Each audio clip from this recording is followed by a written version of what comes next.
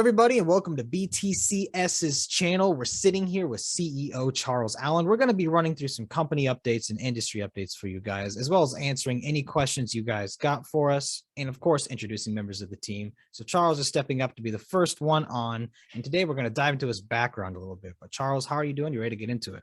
Yeah, I'm excited to be talking about myself and the company. Perfect. I really think the best way to start it is to paint a picture of your past experience. What got you involved in this industry in the first place? You were relatively early in this, correct? Yeah, so I got involved in the crypto space in, I guess, 2013. And, just a little bit of background before that, I started my, I studied engineering in undergrad as a mechanical engineer, worked in the semiconductor field, and then got an MBA and moved into finance, right? And spent about just under 10 years as an investment banker, helping small and mid-cap companies raise capital. And when I learned about Bitcoin and Bitcoin Shop, which was the name at the time, it was just really interesting. That kind of crossroads of finance and technology were tremendously exciting. I was looking to get out of banking and into something technology oriented. And it just kind of hit the nail on the head with Bitcoin be a kind of a financial technical product, and having gone through the white paper, learned about the problems that blockchains can solve. And so that's that all started back in late 2013.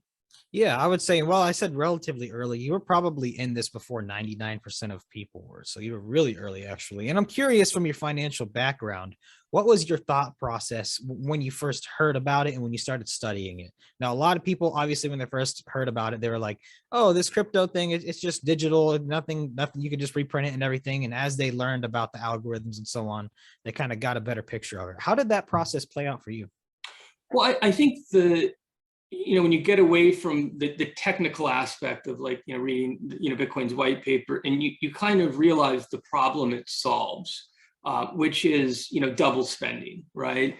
And I had lived through the internet bubble bursting. I grew up with rotary phones, and moving to flip phones as I got older, and the proliferation of information across the internet was something that was happened when I was younger, as a teenager in my early 20s, and then understanding that you couldn't do the same thing for assets over the internet was kind of made sense. That now you look at this technology of Bitcoin and you can move assets globally without a trusted third party. And it's been really interesting to watch how that's evolved. And to me, the most interesting part was not really Bitcoin's use case, but rather what could be built on top of this technology, which is kind of where our company is going. I think there's huge opportunity. And even dating back, I think in 2014, there was a project called Colored Coins, which was basically trying to build a platform that you could do similar things to NFTs on. So I think that's what got me excited back in the early days. Obviously, the ability for blockchains to do a lot of the things back then was very limited compared to what it is now.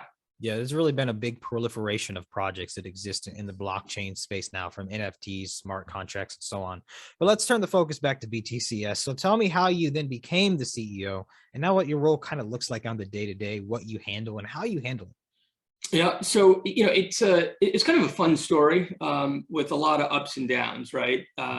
So we went, I became the CEO in the beginning of I think it was 2014 when we took the public company. I was working for the company prior to that, and my role at the time was really to help with the going public process and get the company ready to be public, right, or be public, right?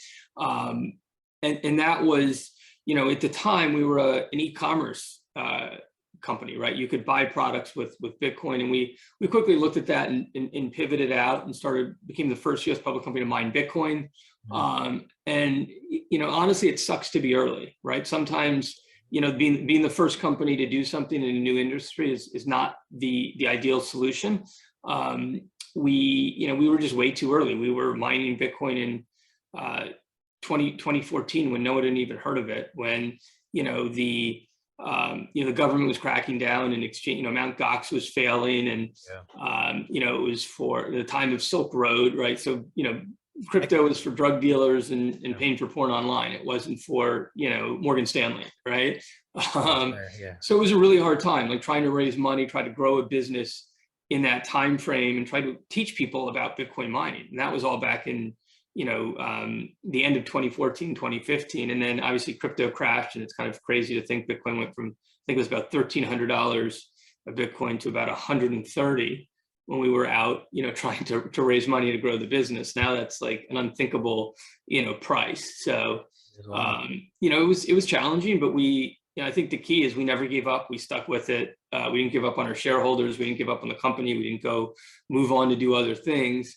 And, fast forward 8 years later, have righted the ship, pivoted within the space a few times, been the first in multiple areas. So, it's been exciting, though not without its challenges. Oh yeah, I mean, like you were so early in the space, like you said, it was pretty much Wild West back then in relation to crypto. The Mount Gox thing was one of the first huge hits.